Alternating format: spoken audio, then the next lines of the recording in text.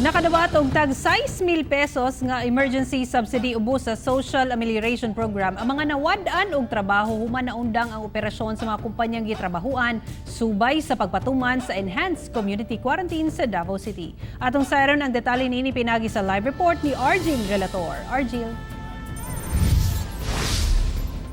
Yes, Sara, dungang ipahigayon ang payout sa tulo ka mga barangay din sa Davao City. Partikular kining barangay sa Kalinan o barangay 25-C sa kining atong ginatawag nga emergency subsidy ubos sa Social Amelioration Program. Sa barangay 25-C, ana sa 132 ka mga benepisyaryo ang nakadawat sa ayuda sa gobyerno.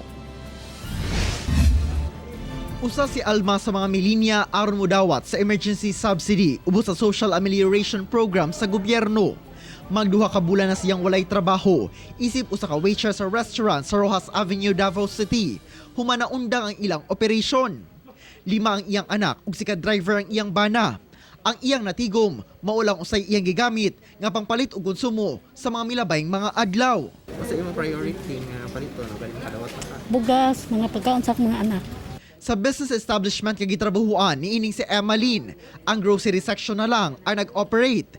Apan gipili niini nga dili mo trabaho aron na pud malayo sa risgo nga matapdan sa sakit. Ilabi pa nga gagmay pa ang iyang mga anak. Super dako na kayo ni. Dako na kayo makapait ako gatas.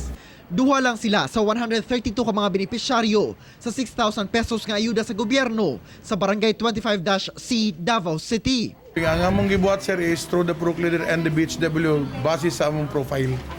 Niadton po na not only sa among actual resident, gumikan appeal po itong mga nag-renters or mga boarders nga qualified sa mao nga programa.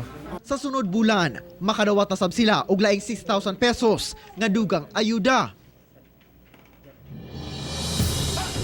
Sa gihangyo sa buhatan sa DSWD-11 ang mga dunay reklamo ingon man clarification sa pagpatuman sa SAP nga dili na kinahanglan nga moadto pa sa ilang buhatan aron dili magpunsisok. Mamahimo sila nga mo contact sa hotline numbers nga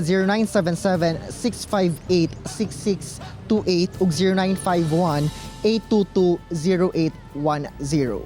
Sara. Okay, daghang salamat Argil Relator.